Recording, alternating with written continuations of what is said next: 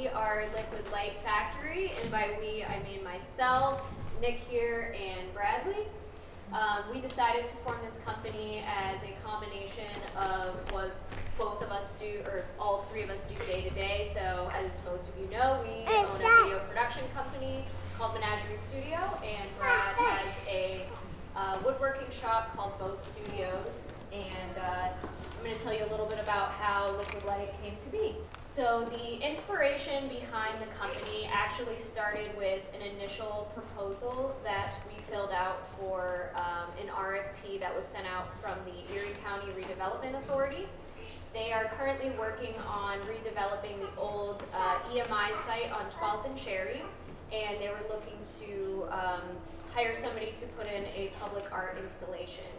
And so Brad actually initially received the RFP, and he had the idea of submitting something that had to do with projection mapping. The first thing we did was experiment with foam board and created these paper towers. So we spent some time in Brad's shop and built these boxes basically, and brought them into our studio. And that's where we experimented with some of the projection mapping. From there, we moved on to the prototype phase and worked with steel frames to create similar shapes, but more of them and a little bit taller, skinnier. So some of the panels will be, as you can see, colored glass, and this serves a few purposes. One is that so that during the day when projectors can't be run or seen, there's a component that allows for some kind of light and color. And then also at night, you don't necessarily want the projectors running 24/7. So we have plans to light them from the inside. And that design was inspired by the buildings themselves. When you drive down 12th Street, some of these older buildings have big broken glass windows everywhere. And so we wanted to pay a little homage to some of the windows that are now going to be torn down on the original site. So kind of marrying that history of manufacturing as well as the future of technology. We wanted to see what other type of work was out there, what other artists in this medium were working on. And it just so happened that there was a festival called Signal Fest going on this year in Prague in Czech Republic. The festival is actually throughout the whole city. It was a really cool way to get to explore a new city just by having this as a roadmap through it. This installation was actually a series of lasers inside of a church, and they were all timed to sound. Another sculpture that really stood out to me, it was called Flux, and it was a kinetic sculpture that was in the middle of a park. It was another one that is a good example of how robotics can be used in sculpture and art. Timed in music. As you can see, all the metal bars were actually light lasers, and so, you know, picture kind of like someone twirling a baton or something like that. So this one, which is called Cloud, is a series of light bulbs that people can go up and turn the light bulbs on and off. And I thought it was a really fun way to kind of show this, you know, ideas and the idea of like even technology as a cloud, and different people are, you know, sparking different lights on and off. And it's also another one that kids absolutely love. I think it's a lot of fun when you can actually interact with the art and put a little bit of your creativity into something. Lastly, one of the largest installations during the festival is the video mapping that they do on one of the largest basilicas in Prague. So they map out windows and different parts of architecture. It's all timed to music. They use several extremely high-end projectors to be able to actually map this whole thing out.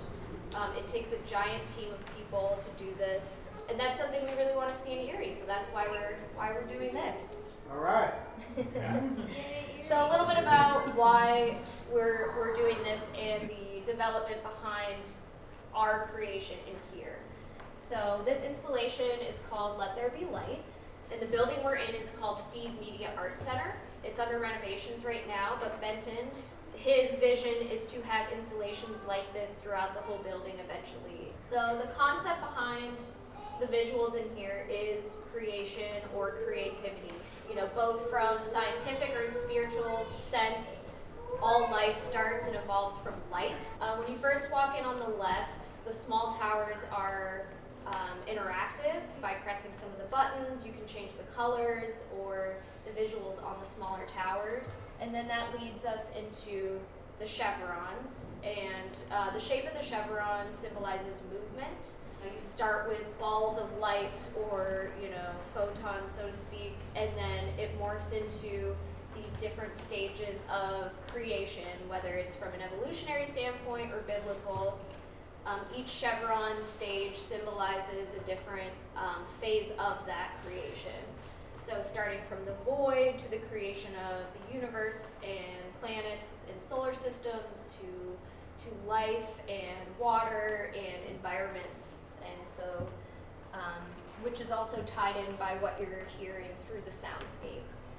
The last part is the large tower, which is a full-scale model of what the future iterations of this installation will be. The imagery on that shows the different mediums of creativity and creation, from paint splatters to ink blots to microorganisms and cells dividing.